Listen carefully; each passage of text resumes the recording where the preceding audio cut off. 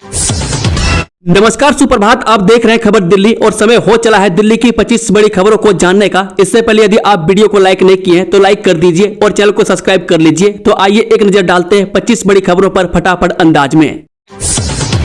दिल्ली के ration card धारकों के लिए अच्छी खबर, नहीं लगाने पड़ेंगे दफ्तरों के चक्कर, अब जिले में होगा सारा काम। दिल्ली सरकार ने राशन कार्ड धारकों के लिए बड़े राहत दिए।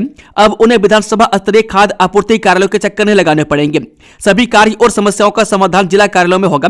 राजस्व विभाग के पुनर्गठन के बाद खाद्य एवं आपूर्ति विभाग के 70 सर्किलों को भी पुनर्गठित किया गया। यह कदम ई डिस्ट्रिक्ट पोर्टल और हेल्पलाइन नंबर 1076 के माध्यम से सेवाओं को सुलभ बनाने के साथ साथ दलालों से मुक्ति और करोड़ों रुपये के राजस्व की बचत करेगा।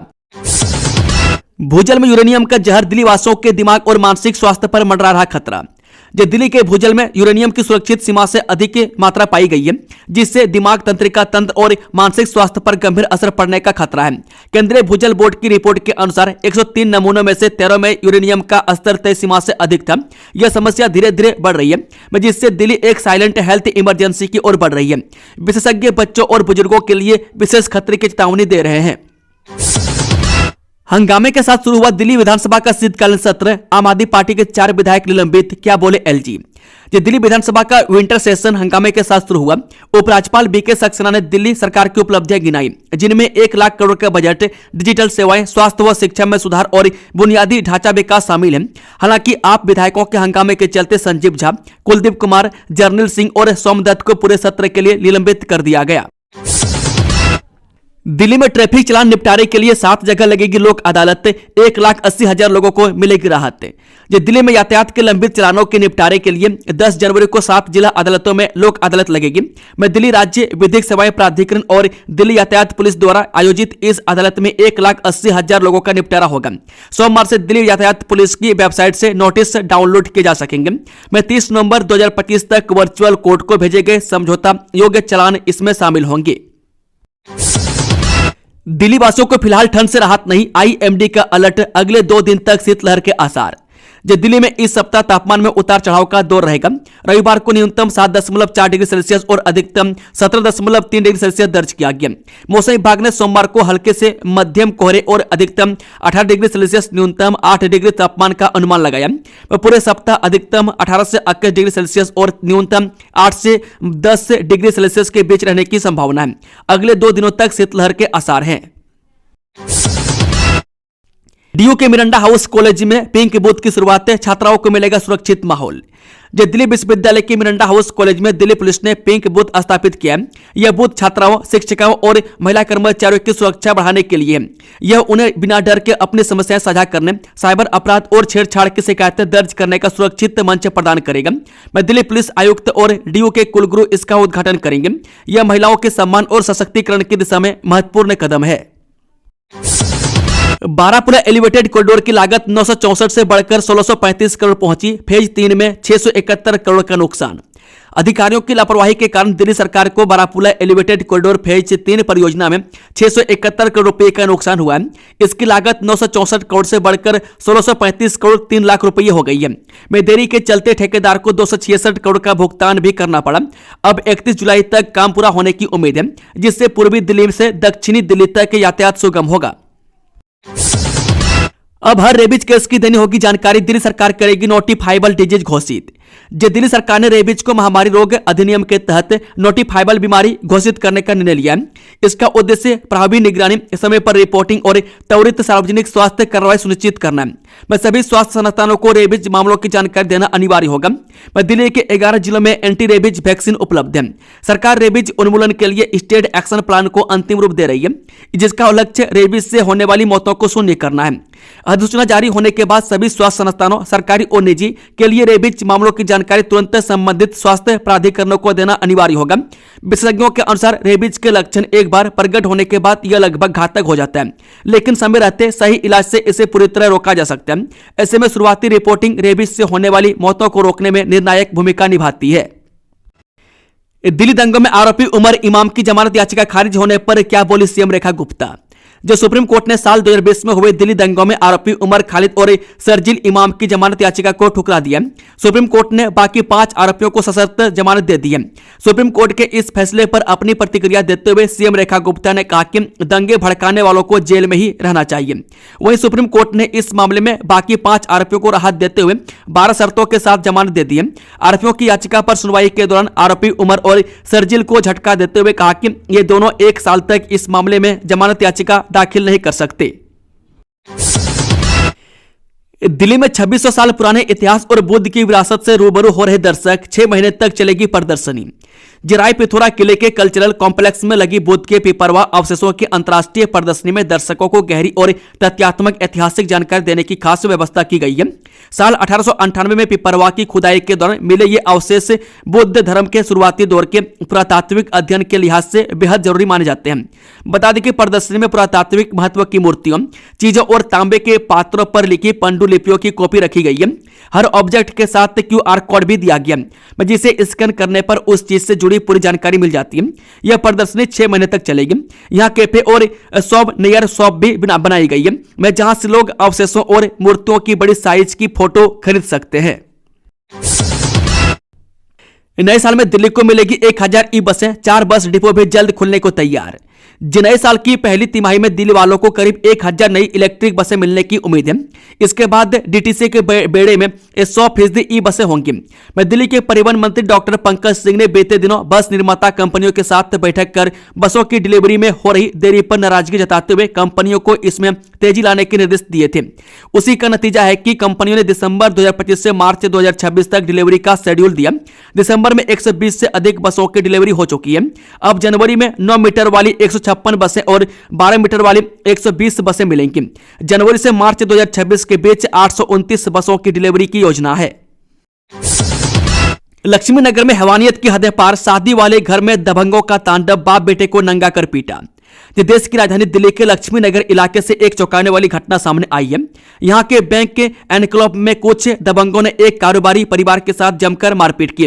दबंगों ने घर घुसकर परिवार के लोगों को घसीटकर बाहर निकाला। इसके बाद बाप बेटे को नंगा कर सड़क पर पीटा। पिता को बेसमेंट में नंगा किया तो बेटे को सड़क पर नंगा कर मुंह पर लात जूते से मारा। कारोबारी परिवार दहशत में है। पीड़ित राजेश गर्ग के घर में इन दिनों शादी की तैयारियां चल रही थी और पूरा परिवार खुशियों के माहौल में था, लेकिन दबंगों की इस हैवानियत ने उन खुशियों को खौफ में बदल दिया है। बताया जा रहा है कि घटना के बाद से कारोबारी के दोनों बेटे गायब हैं और माता पिता से भी संपर्क नहीं हो पा रहा है। बनेगा एलिवेटेड रोड। पीडब्ल्यूडी और दिल्ली ट्रैफिक पुलिस में चल रही बात। दिल्ली के शाहदरा में जीटी रोड पर अप्सरा बॉर्डर से झिलमिल तक एलिवेटेड रोड बनाने पर मंथन चल रहा है। इसके लिए लोक निर्माण विभाग यानी कि पीडब्ल्यूडी और दिल्ली ट्रैफिक पुलिस के बीच बातचीत चल रही है। यह एलिवेटेड रोड 1 किलोमीटर से अधिक लंबा होगा। अधिकारियों की माने तो अप्सरा बॉर्डर से झिलमिल तक 2 ट्रैफिक सिग्नल हैं जो ट्रैफिक जाम का कारण बनते हैं। हालांकि एक ट्रैफिक सिग्नल अस्थायी रूप से बंद किया हुआ है। एलिवेटेड रोड बनने पर वाहन बिना रोके अप्सरा बोर्ड से कश्मीरी गेट ISBT तक जा सकेंगे। इसकी फिजिबिलिटी रिपोर्ट के लिए प्रस्ताव स्वीकृति के लिए जल्द भेजा जाएगा। जामिया के स्कूल में कराना चाहते हैं बच्चों का एडमिशन। नर्सरी से 11वीं तक कब और कैसे होगा दाखिला, जाने पर जानकारी। जामिया मिलिया इस्लामिया के स्कूल में बच्चों का दाखिला कराने की सोच रहे माता पिता के लिए अच्छी खबर है। जामिया ने सत्र 2026-27 के लिए अपने स्कूल में एडमिशन का पूरा टाइम टेबल जारी कर दिया।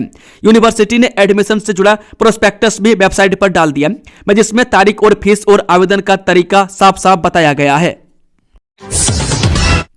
अप्सरा बॉर्डर से झिलमिल तक बनेगा एलिवेटेड रोड। पीडब्ल्यूडी और दिल्ली ट्रैफिक पुलिस में चल रही बात। दिल्ली के शाहदरा में जीटी रोड पर अप्सरा बॉर्डर से झिलमिल तक एलिवेटेड रोड बनाने पर मंथन चल रहा है। इसके लिए लोक निर्माण विभाग यानी कि पीडब्ल्यूडी और दिल्ली ट्रैफिक पुलिस के बीच बातचीत चल रही है। यह एलिवेटेड रोड 1 किलोमीटर से अधिक लंबा होगा। अधिकारियों की माने तो अप्सरा बॉर्डर से झिलमिल तक 2 ट्रैफिक सिग्नल हैं जो ट्रैफिक जाम का कारण बनते हैं। हालांकि एक ट्रैफिक सिग्नल अस्थायी रूप से बंद किया हुआ है। एलिवेटेड रोड बनने पर वाहन बिना रोके अप्सरा बॉर्डर से कश्मीरी गेट ISBT तक जा सकेंगे। इसकी फिजिबिलिटी रिपोर्ट के लिए प्रस्ताव स्वीकृति के लिए जल्द भेजा जाएगा। 6,72,000 आयुष्मान कार्ड, 283 आरोग्य मंदिर। LG ने बताया 10 महीनों में रेखा गुप्ता सरकार ने क्या क्या किया। जो दिल्ली के उपराज्यपाल बीके सक्सेना ने सोमवार को दिल्ली विधानसभा के शीतकालीन सत्र को संबोधित करते हुए कहा कि बीजेपी के नेतृत्व वाली दिल्ली सरकार ने अपने 10 महीनों में जनता की भलाई के लिए कई कदम उठाए हैं। एलजी ने स्वास्थ्य सेवा, शिक्षा, इंफ्रास्ट्रक्चर और यमुना नदी की सफाई को सरकार की टॉप प्राथमिकताओं में गिनाया गया। लालू यादव को दिल्ली हाईकोर्ट से झटका, आईआरसीटीसी घोटाले में ट्रायल पर रोक से इनकार। राष्ट्रीय जनता दल सुप्रीमो लालू प्रसाद यादव को दिल्ली हाईकोर्ट से बड़ा झटका लगा। मैं देश के चर्चित आईआरसीटीसी घोटाला केस में दिल्ली हाईकोर्ट ने ट्रायल कोर्ट के आदेश पर रोक लगाने से इनकार कर दिया है। हाईकोर्ट ने लालू प्रसाद यादव के खिलाफ ट्रायल पर रोक लगाने से इनकार कर दिया। मैं ट्रायल कोर्ट ने इस चर्चित केस में लालू यादव पर भ्रष्टाचार और आपराधिक साजिश के आरोप तय किए। मैं ट्रायल कोर्ट की इस कार्रवाई के खिलाफ लालू प्रसाद यादव ने हाईकोर्ट का दरवाजा खटखटाया था, लेकिन लालू यादव को हाईकोर्ट से झटका लगा है। मैं दिल्ली हाईकोर्ट ने सुनवाई के दौरान सीबीआई को नोटिस भी जारी किया। इस मामले में अगली सुनवाई 14 जनवरी को होगी। दिल्ली एम्स में इलाज कराना हुआ आसान, 20 रुपये में रहना और भरपेट खाना भी। दिल्ली एम्स में रोज 18 से 20 हजार लोग इलाज कराने पहुंचते हैं। इनमें कई लोगों का इलाज होता है और कुछ को डॉक्टर आगे की तारीख देते हैं। मैं कुछ मरीजों की तो बारी आना मुश्किल हो जाता है। ऐसे में एम्स के आसपास बड़ी संख्या में लोग आश्रय घरों, सड़कों और फुटपाथ पर सोने को मजबूर होते हैं। यह दूसरे शहरों से एम्स अपना इलाज कराने पहुंचते हैं। मैं नंबर नहीं आने से वापस नहीं जा सकते, सड़कों पर रात काट रहे होते हैं। इनकी सहूलियत के लिए एम्स ने कुछ समय पहले विश्राम गृह की शुरुआत की थी। इस विश्राम गृह में 1500 लोग रह सकते हैं। दिल्ली वासियों को प्रदूषण से मिली हल्की राहत, खराब श्रेणी में पहुंची फिजा, जाने AQI। राजधानी दिल्ली में वायु गुणवत्ता सूचकांक में रविवार की तुलना में आज कुछ सुधार देखा गया। मैं जहां रविवार को यह बेहद खराब श्रेणी में पहुंच गया था, वहीं आज को इसमें गिरावट दर्ज की गई और यह खराब श्रेणी में आ गया। Air quality early warning system for Delhi के अनुसार सोमवार सुबह राष्ट्रीय राजधानी का वायु गुणवत्ता सूचकांक 266 दर्ज किया गया, में जो खराब श्रेणी के अंतर्गत आता है। यह गिरावट प्रदूषण के बढ़ते स्तर पर नियंत्रण की दिशा में एक सकारात्मक संकेत है। हालांकि अभी भी हवा की गुणवत्ता चिंताजनक बनी हुई है। यमुना के सफाई अभियान को फिर लगा ब्रेक, रुकावट दूर करने के लिए जांच टीम ने एनजीटी से लगाई गुहार। दिल्ली में यमुना नदी की सफाई को लेकर एक बार फिर सवाल खड़े हो गए। लंबे समय से चल रही यमुना को साफ करने की कोशिशें अब एक नई रुकावट में फंस गई है। राष्ट्रीय हरित अधिकरण यानी कि एनजीटी के निर्देश पर आईआईटी दिल्ली की एक विशेषज्ञ टीम को दिल्ली जल बोर्ड यानी कि डीजेबी के सीवेज ट्रीटमेंट प्लांट्स में लगे यूवी सिस्टम की जांच करनी थी, ताकि यह पता चल सके कि गंदे पानी में मौजूद खतरनाक बैक्टीरिया को सही तरीके से खत्म किया जा रहा है या नहीं। जहां बचती है जान वहीं पनप रहा संक्रमण, आईसीयू पर एम्स की चौंकाने वाली रिपोर्ट। एम्स नई दिल्ली के एक अध्ययन से पता चला है कि आईसीयू गंभीर मरीजों के लिए संक्रमण का सबसे बड़ा केंद्र बन गया। कमजोर रोग प्रतिरोधक क्षमता, लंबे समय तक भर्ती और वेंटिलेटर जैसे उपकरणों का उपयोग संक्रमण के खतरे को बढ़ाता है। मल्टी ड्रग प्रतिरोधी बैक्टीरिया इलाज को चुनौतीपूर्ण बनाते हैं।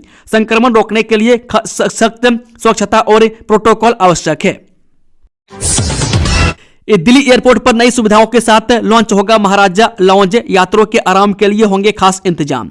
जी हां, एयर इंडिया अपने प्रीमियम यात्रियों के लिए महाराजा लॉन्च को अपग्रेड कर रही है। मैं दिल्ली के आईजीआई एयरपोर्ट पर जनवरी अंत तक अंतर्राष्ट्रीय लॉन्च खुलेगा, मैं जबकि घरेलू लॉन्च मध्य वर्ष तक। अमेरिका में न्यूयॉर्क और सैन फ्रांसिस्को में भी नए लॉन्च की योजना है। एयर इंडिया के प्रीमियम यात्रियों के लिए आइकॉनिक स्पेस रहा महाराजा लॉन्च अब ग्लोबल स्टैंडर्ड्स के साथ अपग्रेड हो रहा है। नए वर्ष में एयर इंडिया कई नए लॉन्च खोलने और अपग्रेड करने की योजना बना रहा है, मैं जो उसके रिवाइवल प्लान का हिस्सा है। गोवा क्लब अग्निकांड के पीड़ित परिवारों ने गुनहगारों के लिए मांगी फांसी की सजा। आग लगने से 25 लोगों की हुई थी मौत। गोवा क्लब अग्निकांड के पीड़ितों के परिवारों ने जंतर मंतर पर प्रदर्शन किया। उन्होंने इसे प्रशासनिक लापरवाही और मुनाफाखोरी का नतीजा बताते हुए दोषियों को फांसी की सजा देने की मांग की। 6 दिसंबर को हुए इस अग्निकांड में 26 लोगों की मौत हुई थी, जिनमें 4 दिल्ली के करावल नगर के थे। परिवारों ने क्लब मालिकों पर अवैध संचालन का आरोप लगाया और उचित मुआवजे की भी मांग की। यमुना स्वच्छता ले रही जन आंदोलन का रूप में सीएम रेखा गुप्ता ने यमुना छठ घाट पर स्वच्छता अभियान का किया निरीक्षण। मुख्यमंत्री रेखा गुप्ता ने आईटीओ स्थित यमुना छठ घाट पर संस्कृति यूथ फाउंडेशन द्वारा आयोजित यमुना स्वच्छता अभियान का निरीक्षण किया। उन्होंने कहा कि यमुना की सफाई अब जन आंदोलन का रूप ले रही है और दिल्ली सरकार इसे प्रदूषण मुक्त करने के लिए वैज्ञानिक तरीके अपना रही है। मुख्यमंत्री ने स्वयं सेवकों और यमुना टास्क फोर्स के जवानों की सराहना की और इसे सामूहिक नैतिक जिम्मेदारी बताया। इस सफाई अभियान का आयोजन संस्कृति यूथ फाउंडेशन द्वारा किया गया था। मुख्यमंत्री ने फाउंडेशन के स्वयं सेवकों, युवाओं और विशेष रूप से यमुना टास्क फोर्स के जवानों की सक्रियता की जमकर सराहना की। उन्होंने कहा कि नागरिकों का स्वेच्छा से जुटना इस बात का प्रमाण है कि दिल्ली वासी अपनी जीवनदायिनी नदी के प्रति गंभीर है। ग्रेब की पाबंदियां हटने के बाद दिल्ली में घंटाघर का काम फिर शुरू, अब मार्च में होगा पूरा। वायु प्रदूषण प्रतिबंधों के कारण दिल्ली में सरकारी परियोजनाओं में देरी हुई है। में ताल कटोरा गोल चक्कर पर बन रहे घंटाघर का काम जो जनवरी 2026 में पूरा होना था, अब मार्च 2026 तक खिंच गया है। इसी तरह गोल मार्केट संग्रहालय का कार्य भी मई 2026 तक पूरा होगा। में ग्रेब हटने के बाद इन कार्यों ने फिर से गति पकड़ी है, लेकिन समय सीमा में बदलाव आया। यह घंटाघर शहर की पहचान बनेगा। जेएनयू के छात्रों ने वेनेजुएला के राष्ट्रपति मादुरो के समर्थन और अमेरिका के खिलाफ जंतर मंतर पर किया प्रदर्शन। रविवार को नई दिल्ली में जेएनयू के छात्र संगठनों आइसा और सीपीआईएम ने जंतर मंतर पर प्रदर्शन किया। छात्रों ने वेनेजुएला के राष्ट्रपति निकोलस मादुरो को अमेरिका द्वारा गिरफ्तार करने के प्रयासों का विरोध किया। उन्होंने अमेरिकी नीतियों को साम्राज्यवादी बताते हुए वेनेजुएला की लोकतांत्रिक सरकार को अस्थिर करने की साजिश की निंदा की। छात्रों ने अंतर्राष्ट्रीय समुदाय से निष्पक्ष रुख अपनाने और अमेरिका से अन्य देशों की संप्रभुता का सम्मान करने की मांग की। प्रदर्शन के दौरान छात्रों ने अमेरिकी राष्ट्रपति डोनाल्ड ट्रंप और अमेरिकी सत्ता की कड़ी आलोचना की। छात्रों का आरोप था कि वेनेजुएला की लोकतांत्रिक सरकार को अस्थिर करने की साजिश रची जा रही है। उन्होंने इसे एक स्वतंत्र और संप्रभु देश के आंतरिक के मामले में खुला हस्तक्षेप बताते हुए कड़ा विरोध जताया। फिल्मी स्टाइल में गाड़ी को टक्कर मारकर पकड़ी 250 पेटी शराब, एक्साइज टीम को देख जंगल में भागे आरोपी। रोहिणी इलाके में कल देर शाम एक्साइज डिपार्टमेंट के हाथ में बड़ी सफलता लगी। शराब तस्करी के खिलाफ एक्शन लेते हुए टीम ने 250 पेटी शराब बरामद की है। शराब की यह खेप 2 गाड़ियों की बरामद हुई है। में ट्रैप लगाने वाली टीम ने आरोपियों की गाड़ी को टक्कर मारकर रोका। इसके बाद आरोपी गाड़ियां छोड़कर जंगल में भाग गए। एक्साइज डिपार्टमेंट की ओर से पुलिस को शिकायत दी गई, जिस पर एफआईआर दर्ज कर ली गई है और आरोपियों का पता लगाने का प्रयास किया जा रहा है। एक वरिष्ठ अधिकारी ने बताया कि कल एक्साइज डिपार्टमेंट को सूचना मिली थी कि हरियाणा से भारी मात्रा में अवैध शराब लाई जा रही है। दिल्ली में फेज ए इलाही मस्जिद पर अतिक्रमण विवाद ने गहराया, एमसीडी की हो सकती है बुलडोजर कार्रवाई। पुरानी दिल्ली के तुर्कमान गेट इलाके में स्थित फेज ए इलाही मस्जिद को लेकर विवाद लगातार गहराता जा रहा है। मस्जिद के बाहर के हिस्से को लेकर जारी एमसीडी के आदेश के बाद इलाके में तनाव का माहौल है। पुलिस और प्रशासन पूरी तरह स्थिति पर नजर बनाए हुए हैं। बता दें कि 22 दिसंबर 2025 को जारी आदेश में एमसीडी ने मस्जिद परिसर के कुल 0.195 एकड़ से अतिरिक्त हिस्से को अतिक्रमण बताया। इसी कथित अवैध हिस्से में चल रहे बारात घर और डायग्नोस्टिक सेंटर को हटाने के निर्देश दिए गए। इसके बाद मस्जिद प्रबंधन और स्थानीय लोगों में चिंता बढ़ गई। मॉडल टाउन में डीडीए का बुलडोजर, 100 झुग्गियों तबाह, कड़ाके की ठंड में सैकड़ों बेघर, आबादी पार्टी नेता ने साझा किया दर्द। मॉडल टाउन विधानसभा क्षेत्र के रोशनारा क्लब के पास से दिल्ली विकास प्राधिकरण की बड़ी तोड़फोड़ कार्रवाई ने सैकड़ों परिवारों को इस कड़ाके की ठंड में सड़कों पर ला खड़ा कर दिया। यहां पिछले 20 से 25 साल से बसे लोगों की करीब 100 से अधिक झुग्गियों को जमींदोज कर दिया गया और बिना किसी वैकल्पिक इंतजाम के उन्हें बेघर कर दिया गया।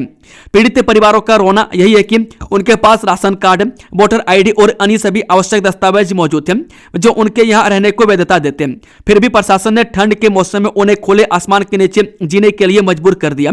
छोटे छोटे मासूम बच्चे और बुजुर्ग इस भीषण ठंड में बिना किसी सिर के छत के दिन रात गुजारने को विवश हैं। गणतंत्र दिवस परेड के लिए 2 कैटेगरी में मिलेंगे टिकट, जाने कीमत और अंतिम तारीख। राष्ट्रीय राजधानी में प्रत्येक साल की तरह इस साल भी गणतंत्र दिवस परेड पूरी भव्यता के साथ आयोजित की जा रही है। इस ऐतिहासिक परेड को देखने के लिए केंद्र सरकार ने 2 कैटेगरी में टिकट की व्यवस्था की है। इसकी बुकिंग प्रक्रिया भी शुरू हो चुकी है, यानी कोई भी आम आदमी 5 जनवरी से 14 जनवरी के बीच सुबह 10 बजे से 1 और दोपहर 2 बजे से 5 बजे तक ऑफलाइन टिकट खरीद सकते हैं। इसके अलावा ऑनलाइन बुकिंग की व्यवस्था भी की गई है। मैं दिल्ली की ऐतिहासिक परेड देखने के इच्छुक लोगों दोनों विकल्पों से अपनी सीट बुक करवा सकते हैं। दोस्तों, खबरों का सिलसिला समाप्त होता है। अगर जानकारी पसंद आई तो वीडियो को लाइक, शेयर, चैनल को सब्सक्राइब जरूर कर लें और कमेंट बॉक्स में अपना फीडबैक देना ना भूलें। Thank you, all the best. जय हिंद, जय भारत, वंदे मातरम।